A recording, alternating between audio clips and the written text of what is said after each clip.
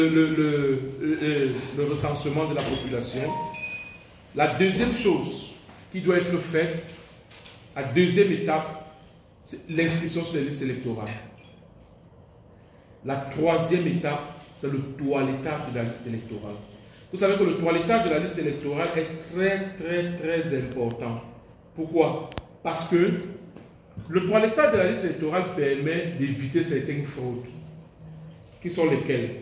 Par exemple, les fraudes par procuration. Quand on fait le toilettage de la liste électorale, les fraudes par procuration sont les fraudes qu'on évite. Vous voyez, si quelqu'un s'est inscrit, ça fait 10 ans. Peut-être la personne est morte. Peut-être la personne s'est même déplacée. Maintenant, quand l'instance sait ça, ils font les lettres de procuration aux gens, au nom de la personne. Pourtant, la personne est décédée. Alors, quand on fait le toilettage de la liste électorale, quand la personne est décédée, on annule simplement son nom sur la liste.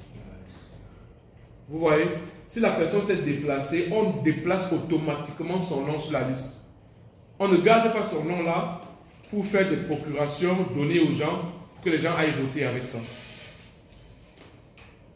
Maintenant, la première fraude, c'est les mauvaises commissions électorales.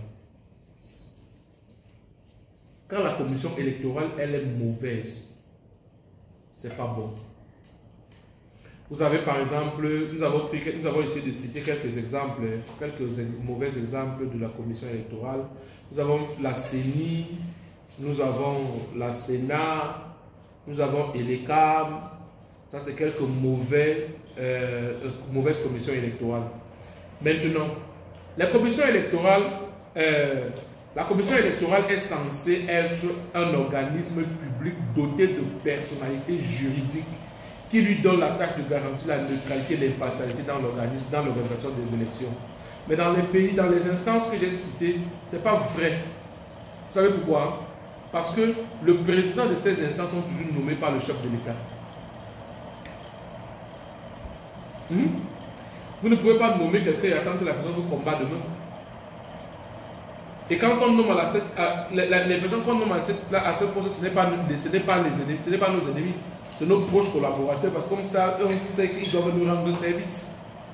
Ça, c'est la première chose qui rend cette instance caduque.